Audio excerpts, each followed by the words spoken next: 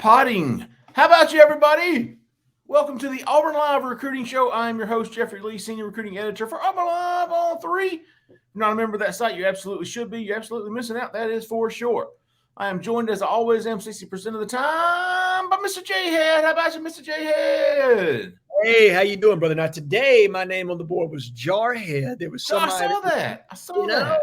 They got a little confused with my haircut, but good old Frederick 90 got them straightened out, so we're good to go now. And you know what? Was that supposed to be offensive? Right?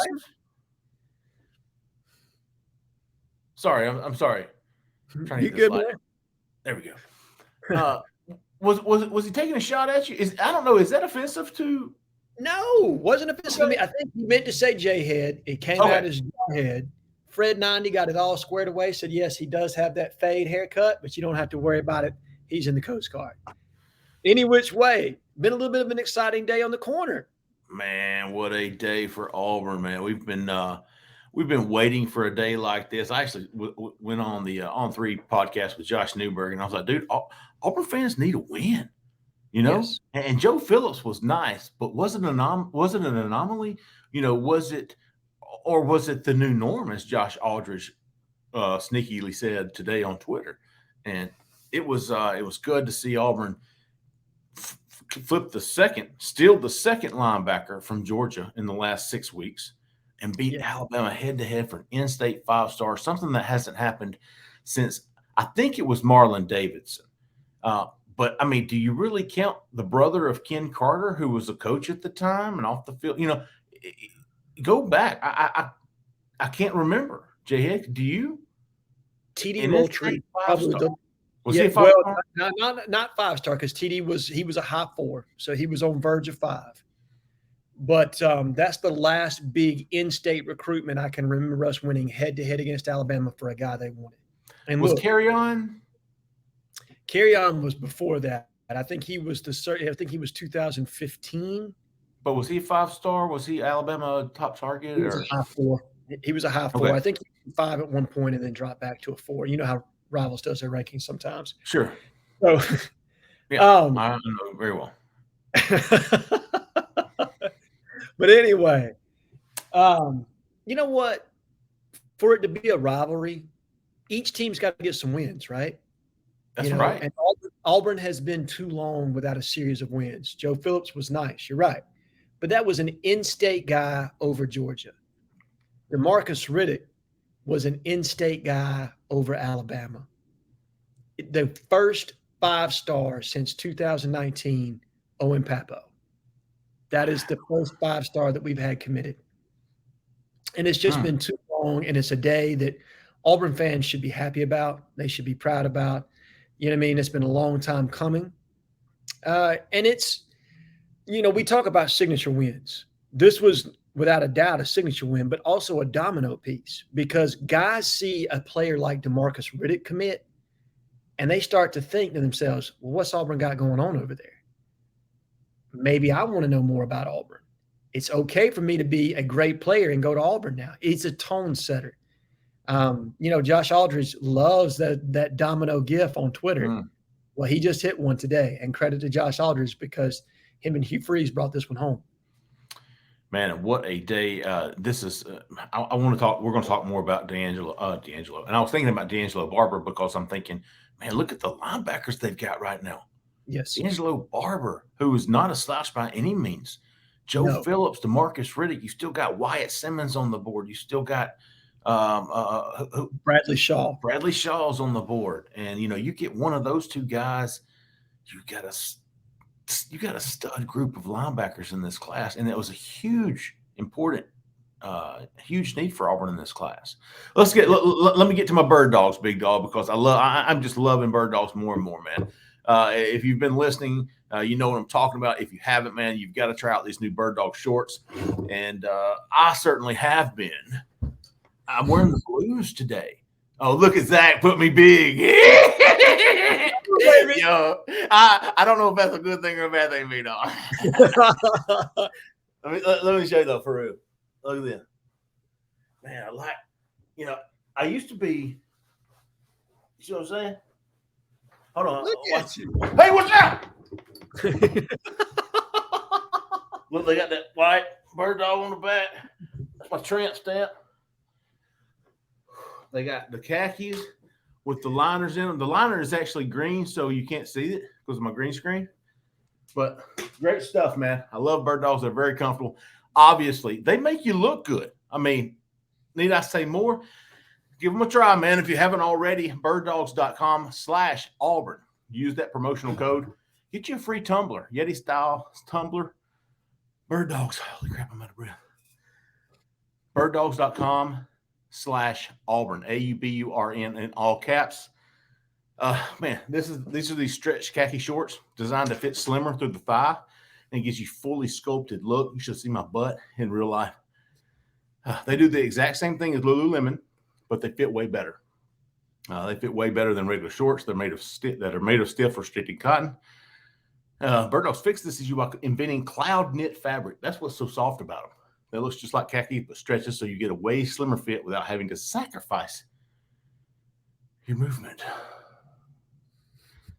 Bird Dogs uses anti-stink sweat. Jessica loves that about them. Keeps you cool and dry all day long, man. Go check it out. Go to birddogs.com/Auburn, all caps, or enter the promo code. If you just go to their website, when you check out, enter the promo code Auburn. But I would suggest birddogs.com/Auburn, all caps, and you'll get your free Yeti style tumbler for doing so.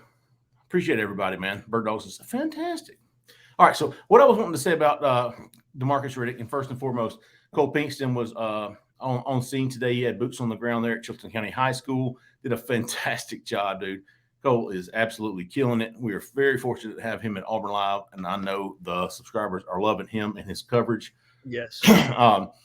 He is going to join us when he can. He's kind of finishing up his coverage. He's kind of working his way back. He's going to get to a spot, call in, and give us some first-person details. Look at that! Right on cue, big dog. Oh, look at him. I hope he didn't hear me saw it when I was kissing his ass and stuff. Keep that head low. Well, I mean, I'm just kidding. Yuck. Can you hear me okay? Cole, talk to us about today, big dog. What did you see? What did you think? What did you feel? How do you think? With your head? Well, here's the thing, man. I just posted this on the board actually before I jumped on here. It was the conversation I had with Demarcus himself in February, man. I went and saw him in person. He, for whatever reason, I really don't know why he opened up to me. I knew some people around him. Maybe that's why. Maybe it's because I knew some of the coaches over there, and he was, he felt comfortable. We talked on the record, off the record. It was off the record, though, when he said to me, look, I'm going to Auburn. This was in February. I'm going to go to Auburn if things keep going like they are. He had to clear that up because at first it was like I was in shock because he was committed to Georgia, and it was a little bit more fresh at the time, right? Sure. So he just kept going with that, and he explained the whole thing to me and said, look, I mean, I almost think I might have rushed my Georgia commitment a little bit. Everything seemed right at the time. Now, I got Josh Aldridge on me. I got Hugh Freeze. It feels like home too. He said it just feels like home, and that's the place that makes me feel the most comfortable. That's after only 3 months of Hugh Freeze and Josh Aldridge being at Auburn. That's 3 months of that. That's how they made him feel. And he had already, he committed in early November. Hugh Freeze and those guys. Hugh Freeze was the named Auburn head coach at the end of November. And 3 months later, he's telling you, I'm going to Auburn unless things change. He did. And of course, it took me a second to process what was going on. I was like, did he really just say that to me? I'm trying to figure out what's going on. I knew at that point, you better not rush to anything here because guys say things like this all the time. It's part of how recruiting goes. I'm in the learning stage at that point, and I still am right now on how this goes and on what things are said and all of this. So I've been checking around since that day. And I guess it was about 2 or 3 weeks later is when I'd heard enough. And I said, you know what? I think in the end, Auburn gets this guy. I don't know why it is. I have a gut feeling, number one. Number two, a lot of other people have that same gut feeling. people that know him, people that interact with him. And then on the other side of it, Josh Aldridge, Auburn, they felt like they were going to do whatever they had to do to keep him. They felt like they had made the impression that they needed to make the very first time at the junior day in January, and kept building off of that. And man, did they close the deal or what, man? I mean, amazing. It's amazing how they pulled that one off. Not only is this an in-state 5-star guy that Alabama wanted, but this is a dude who Nick Saban singled out at their spring game. All those studs that were in Tuscaloosa, Nick Saban said, "Big dog, come ride with me in my Mercedes that I own because I own the dealership. Let me drive you to the game." Wasn't it? Yeah, brother, I said it was over. When I saw that video, I said, "All right, man, I'm out. Okay, hey, go ahead. Crystal ball him to Alabama. It's done." Hey, you know what I mean? Listen, Jhead. When I saw that video, I said, "Oh, I think I need to go change it." And then y'all were right. What was his first words today after he committed to Auburn? He said, "A lot of y'all know this. I was really going to go to Bama, but Auburn was the right choice for me." So everything, Cole, if you really walked everybody, you had that feeling in February, and you told everybody in March and April and probably up through May, I kind of feel like he's going to Bama, but I'm going to hold tight. My people are saying hold tight. My people are saying hold tight. So I'm going to hold tight.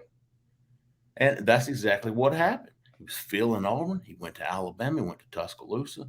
I felt like, Cole, I think you were there with me. I think it was if it was during his, I think it was the April visit. But he walked into the football facilities with a totally different demeanor than I'd seen him have. He was part of the family, like he owned the place. And I don't mean like get out of my way, open the door. I mean, busting up through there. "What's up, buddy?" Hey, kicking, laughing it like he'd been there for the last 6 months. And I thought, man, that's a different side of him. And then looking back on it, I just wonder, is that was that the balcony day? Was that practice? Was that the practice visit? That was during a 7-on-7 in June. Now that's when the balcony was. Yeah, but I don't know if he was part of the balcony, but he was there for 7-on-7. Well, maybe that's what it was. I don't remember exactly when it was. I went back and looked at his visits, and it was, he came in January, he came back in March, came in April, and then he came back for an official visit in June. But he was also there for a 7-on-7 in June. So the following week. Yeah, he did his June OV on June 9th. I think it was June 9th and 10th. It was his OV. And then the following week, he had 7-on-7. And that's about the time we all collectively started to hear buzz about, hey, Auburn's legitimately in this. And you want to temper expectation as best you can. You don't necessarily put everything you hear on the board, because the last thing you want is fan reaction to be, "Oh, we didn't get him again. You lied to us." You know how it goes. Look, I'm not telling our fan base anything they don't already know, but you want to be sure about the things that you put out there. And I think you and Cole both put this out there. Cole, from the very beginning, you've had this pegged, and then Jeffrey, the way you've kind of played things out, cautiously optimistic, kind of laying things out, has laid the breadcrumbs for everybody to kind of be able to enjoy today for what it is, which is Auburn landing a 5-star linebacker. Something, like we said, hasn't happened since 2019. That is our first 5-star since 2019. It's just, do you count Bo Nix? So Bo actually was walked back to, I think, a high 4. I don't believe he was a 5-star. Now, Bo was a 2019 class anyway. So okay. Cole, let's get him gone. Let's get you back home, big dog. I'll say this real quick, Jeffrey. I went to see Demarcus. I guess it was 2 or 3 days before his official visit at Auburn. I had a conversation with him. We talked on the record, off the record, just like we did in February. I walked away from that day going, "Wow, I've got to change my pick to Alabama.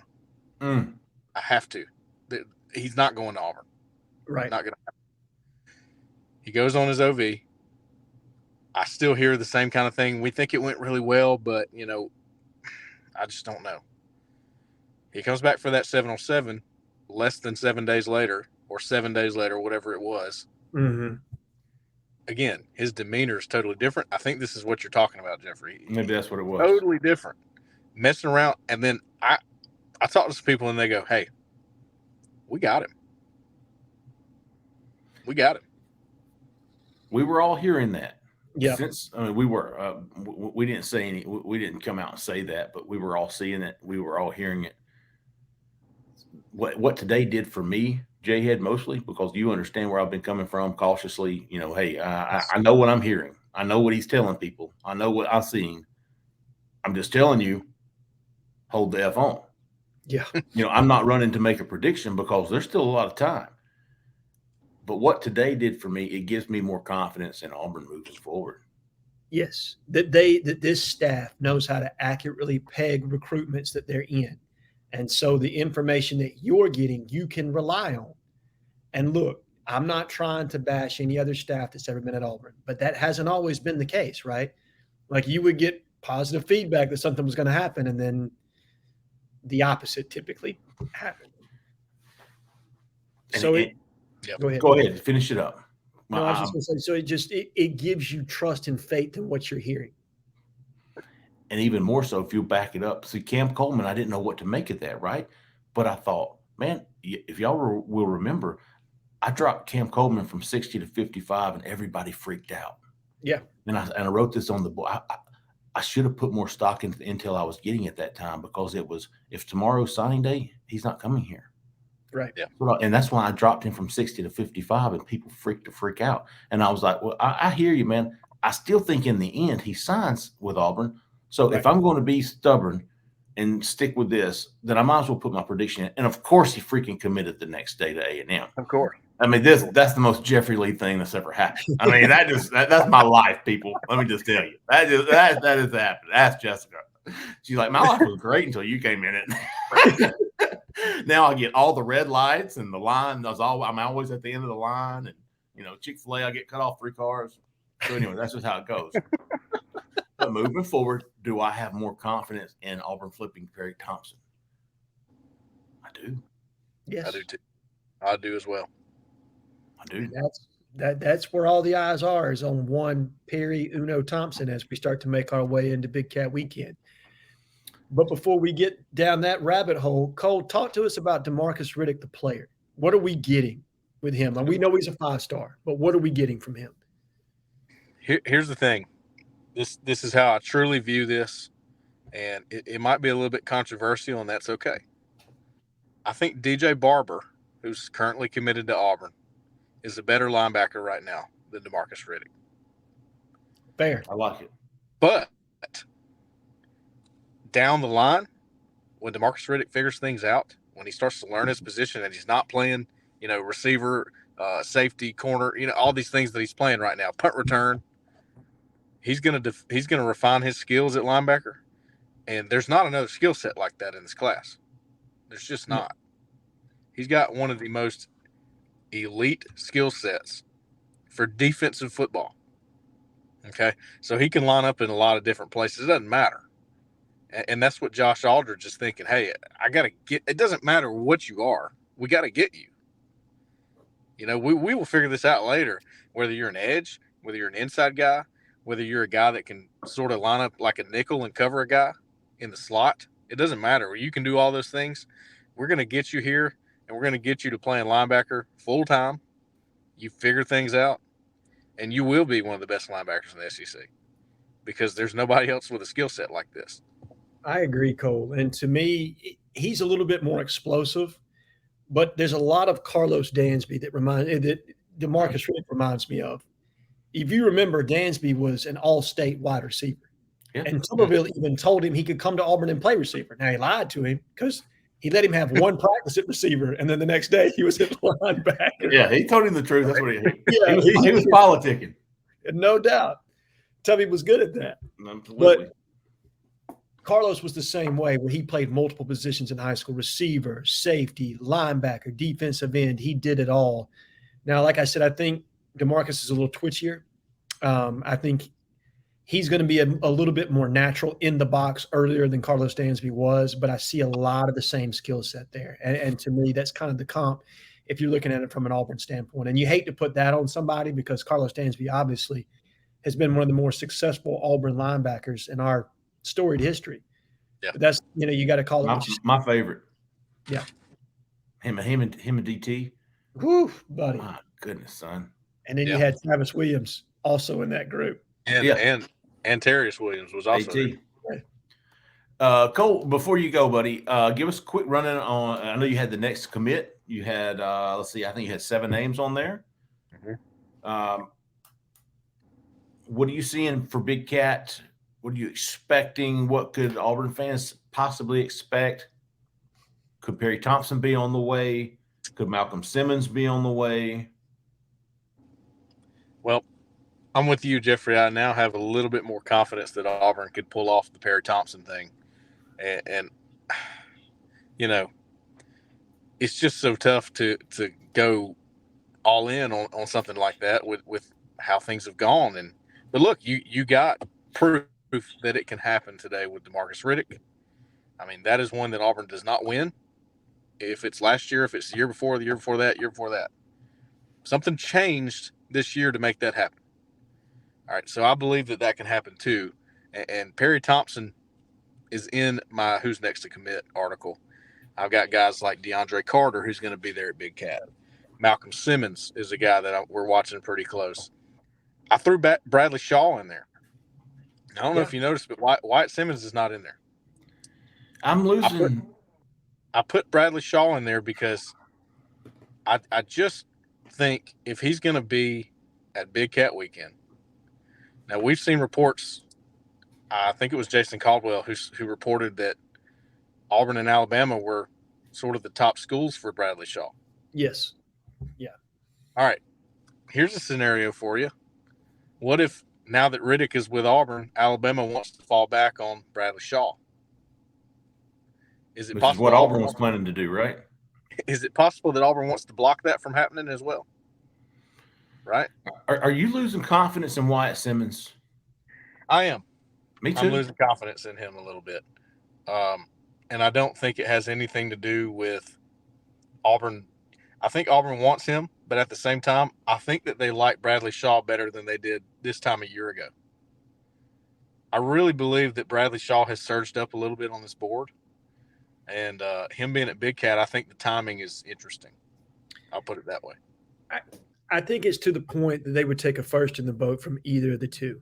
That's where I'm kind of at with it. Seems like it. That's the feel I get anyway, Cole, and I'm with you on that. Now, long-term upside, maybe Wyatt Simmons – not maybe. I think Wyatt Simmons has better long-term upside. I do. I think Bradley's more polished now for what you're going to get. But I think both of those guys can be NFL guys later on down the line. I think they both have that kind of a skill set. If they develop correctly in the college program, they can play next level.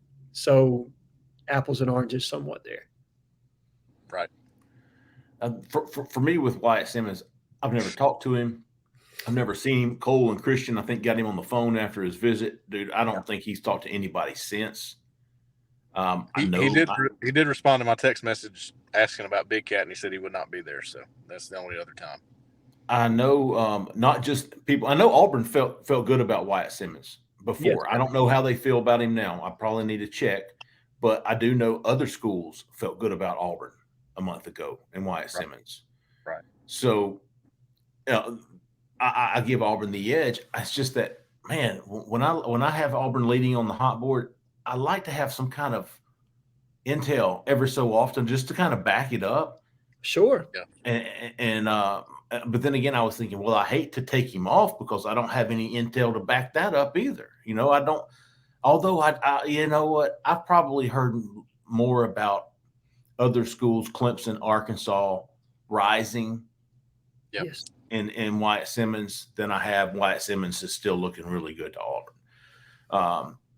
And I think it's like Cole said, I think it's very telling that Wyatt Simmons is not coming. Not that he would, I expected him to. He's from Arkansas, but that you're going to bring Bradley Shaw, who's kind of like the best of the two remaining, right? So if one of the best of the two is coming and one of the best of the two is not, you tend to lean more towards the one that's coming. And by the way, Alabama offered Bradley Shaw, and Alabama also offered DJ Barber. Yes. And at one point, DJ Barber named Alabama his leader. So, Auburn gets Demarcus Riddick today. Is it possible Alabama tries to get one of those two? I think so. I think it is possible. I agree. And So- Extra Bone alluded to that. Right. Oh, he so did? does Auburn try to beat Alabama to the punch for Bradley Shaw? That's my question right now. Instead of hoping they get Wyatt Simmons over Clemson and Arkansas. Right. Just take the in-state kid. And I'm just talking through this like I'm thinking through it. Sure. I'm speaking. I don't have any intel on that. I'm just running through some things, some possibilities here. Sure.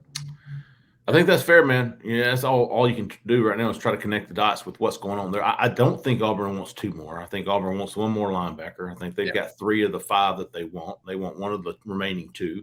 Who will it be? Nobody really knows right now. We think it would be one of Bradley Shaw and Wyatt Simmons. Which one? Shaw's coming. That's pretty much what we've talked ourselves into. Shaw's coming to Big Cat. Yes. Right. Yes. Shaw's coming to Big Cat. All right, Cole. I don't want to keep you any longer, buddy. I know you got to go. Jhead and I we'll keep babbling on. Yeah, my wife texted me after everything happened there. She goes, "Celebratory wings?" ? Ooh. Like, yeah. Yes. Fire them up. Let's go. She gonna cook them on the grill, or are you gonna go to B-Dubs, or? Yeah, we're going to bring some home. Okay. Told her to get as hot as they make it. Bring them home. Woo! And by the way, I don't know when we're putting this out, but I am going to have a new RPM prediction in the morning, Thursday morning. I'm So thinking Feels like some South Florida flavor to me. Hmm. But we will see. We will I see. know. I like it. I'm debating on one myself. All right. Debating. All right, Cole. Be safe, big dog. Fantastic job today. We appreciate you. And a great job with the tripod. Yeah. Hey, you know what's funny? I was so proud of my tripod. Everybody's making fun of me, led by the ringleader Logan Adams, about my technology and whatnot. I get back in the truck. I'm like, man, that went really well today. My tripod.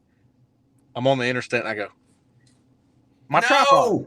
No, Cole. I left it in the auditorium. I went back. There was one person left in there. I said, I got to get my tripod. I got to get it. He's like, oh, yeah, man, no problem. It's still in there. Woo, we're good. That's we're a good. Jeffrey Lee move there too, man.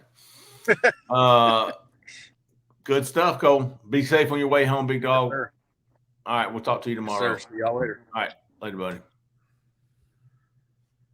Jhead, who's your next? Next in the boat for me, I think it's going to be Perry Thompson. How do you think he'll do it? I think we talked about this Sunday. Do you think he's a get up in front of everybody on Saturday? Do you think that's kind of been in the works? That's why we've heard so much buzz about Perry Thompson, that he finally is going to get up there in front of everybody and say, I'm flipping. Or if he's going to do it, yes. And I think he's so also too. got something ready to go on Twitter. I believe that. I don't think there's any kid out there right now that's not prepared with a graphic or a video of any sort. But I will tell you this. If it doesn't happen at Big Cat Weekend, my confidence takes a serious hit, because it needs to happen now. If it's going to ever happen, it's got to happen now on the heels of Demarcus Riddick. Because every day that goes beyond that, I lose a huge amount of confidence. But he's the one. I think he sets the tone to start the day. I think that's how they're going to do this. I will say this, man. In the last 24 hours, yesterday before I put in the Demarcus Riddick pick, I called 2 other people just to fill them out, man. And everything I heard from them was like, damn, for real? All right, I feel much better about this. I'm going to run it. And I put it up. Today, it was, listen, there is, I think we've talked about this. I've written it several. Listen, there is confidence at Auburn, and not just from Fred. No. There is confidence at Auburn that Perry Thompson is going to flip to Auburn. Okay, I don't think that's a secret. I don't think Damari Alston is, being vague on who he's referring to with all these bat signals and stuff. Listen, obviously there is a lot of confidence at Auburn. Flipping an in-state 5-star from Alabama is a different bird than flipping an in-state 5-star from Georgia. Yes, very different. And look, I actually spoke to Keith the other day, and he said, "Alan, how do you even go about that?" You know what I mean? Like from Foley, Zach said, absolutely. How do you from Foley, Alabama? How does that happen? How do you flip a kid? And the only thing I can say in response to that is look, there was a time when Alabama was coming out of the Mike Shula era that they were barely sniffing top 100 kids. Okay. Tuberville had his pick of who he wanted in state. But you start like Nick Saban started, and you sell kids on, you start your own legacy. And you got to find the right kids to do that. And I think Perry Thompson may be one of those kind of kids that wants to start his own legacy. He doesn't want to walk in the shadows of anybody else. He wants to be the one, the only, the first Perry Thompson. And he wants to do it at Auburn. That's, to me, if it's going to happen, it's because of that. And credit to Hugh Freeze for finding kids that want to do that. That's the thing. When you're starting a trend, you got to find the right kids, and you got to circle around those. And if you don't land them, then you're kind of blowing your opportunity somewhat. Demarcus Riddick, admittedly, today, I'm one of those kids. I want to build this program. I want to build this program back to what it was. I want to play early. I want to feel at home. Yes. And I want to be a part of rebuilding this program. I think he was adamant about, I'm done. That's what I got. If I didn't get anything else from his announcement today, and look, we all know that kids say they're done and then they're not, right? But you could tell that it felt like he was really emotionally spent, right? Like he was done. And maybe all this will start back up in November. Sure. Take a visit. Who knows? But right now, my gut feeling is that he truly is locked into this class. And I will say this. This is Hugh Freeze in year one. If this were Hugh Freeze in year 4 and we'd had some mediocre success to this point, and, the kid could be leveraged into, well, Hugh may not be there next year. Right. Which is what played Gus down the stretch, right? That's absolutely. You don't have to worry about that with Hugh Freeze in year 1. Right. That pitch, that negative recruiting cannot be used against him. He's obviously going to get to year 2 and to year 3. I think I said this on one of the On 3 shows I did today. Auburn's going to be better tomorrow than they were today. They're going to be better Friday than they were Thursday. They're going to, at least for the next 4 months.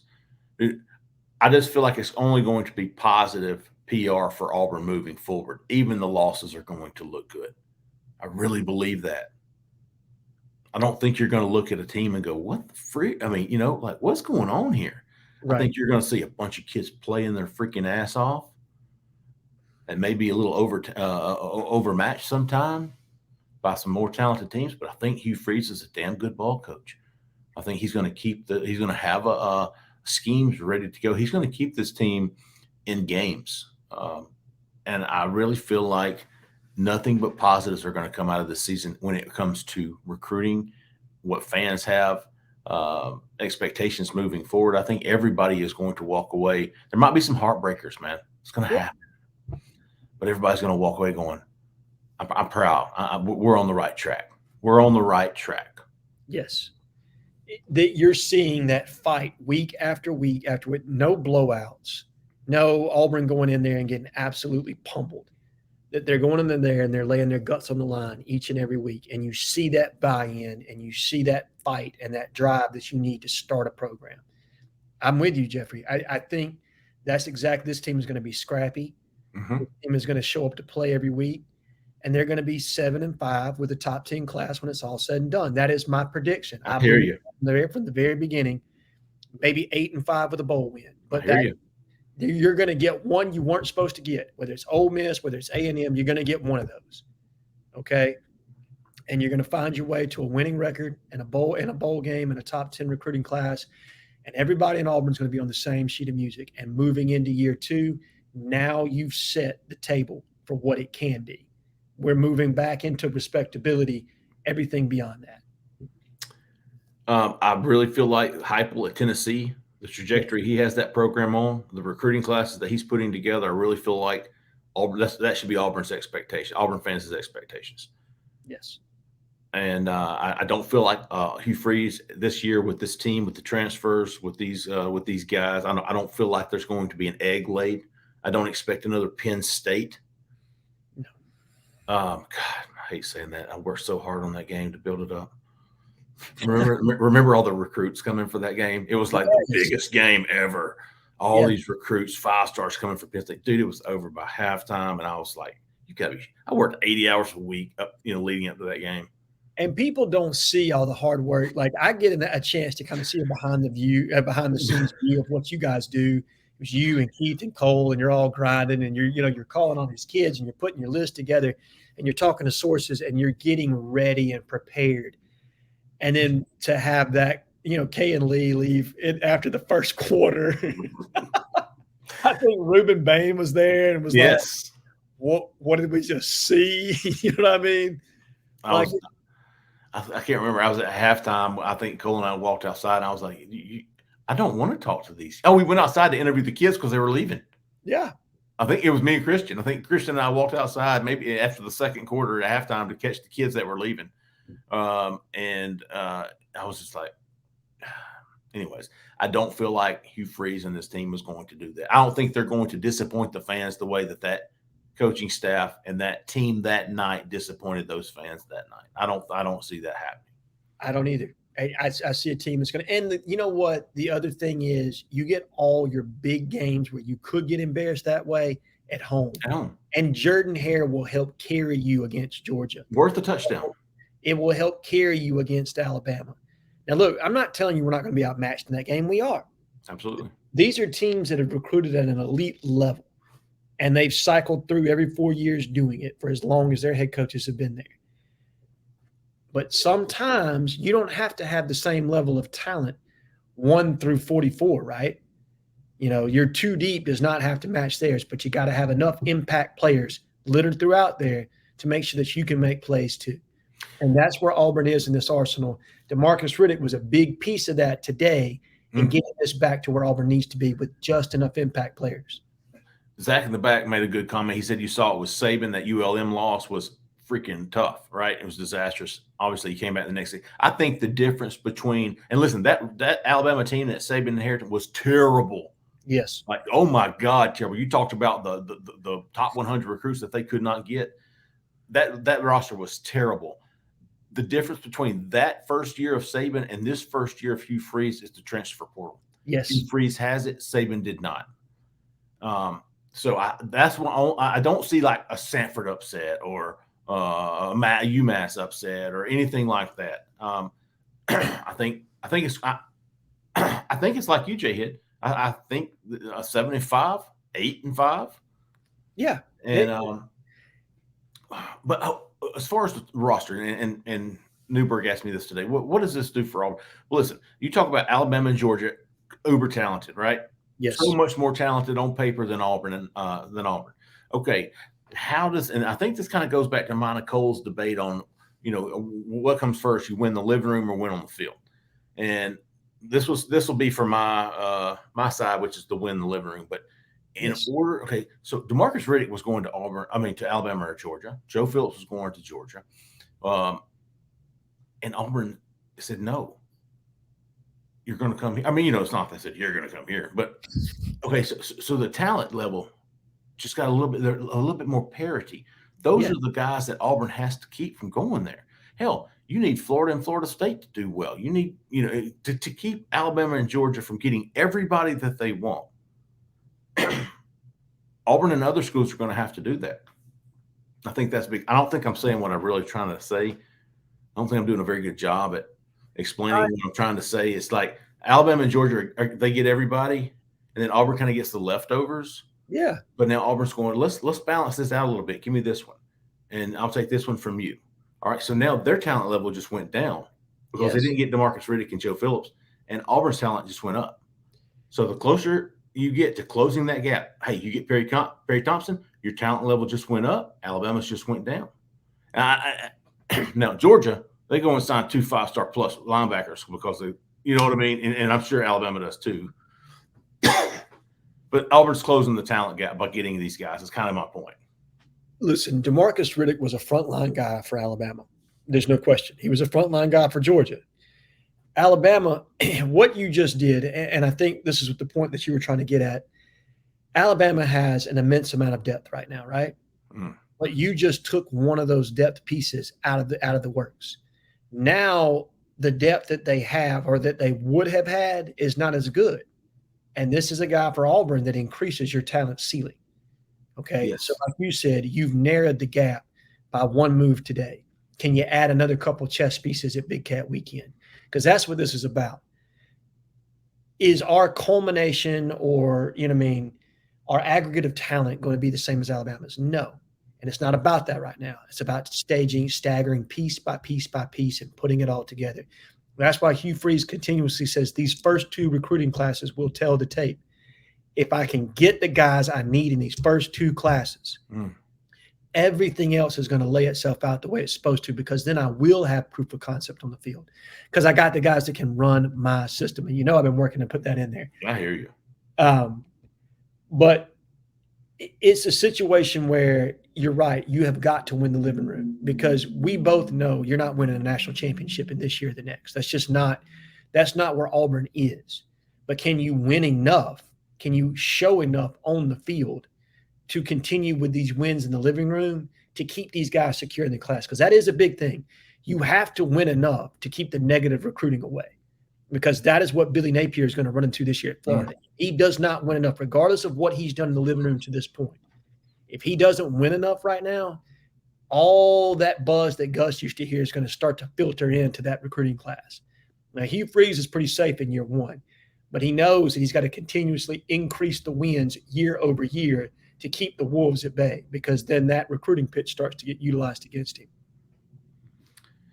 Let's see. Big Cat, KJ Bolden is coming. Some of the bigger dogs, I'm trying to think. KJ Bolden, all the commitments, even Demarcus Riddick, Perry Thompson. Obviously, the top two. I've got my eyes on Duke Watson. Yes. The running back, I'm going to go down the list. I've left Cam Coleman on my list. I wouldn't say I expect him there, but I wouldn't be surprised if he showed up. I don't think anybody will know it if and when he does, and they may not bring him to Big Cat. It might be I don't know. I'm still torn on that, but I'm going to let him ride until I see an official list. I don't expect Cam Coleman to be on the official list, by the way. KJ Bolden, yes. Perry Thompson, yes. Zaquan Patterson. Yes. I think you'll see him there. 5-star DB, is that right? 5-star on Rivals. Yes, I believe he's a 5-star on Rivals. You're also going to have AP Hayward that's going to be there as of today. That's right. Bradley Shaw is going to be there. DeAndre Carter.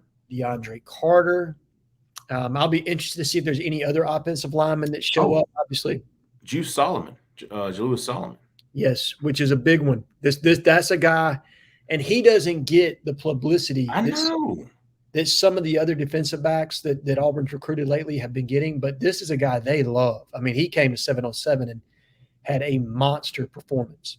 Yeah, I've said this before, and I'll say it again. Of the remaining guys, KJ Bolden, Zaquan Patterson, and Jalewis Solomon are your top three uncommitted targets. Yes. Did I say Patterson?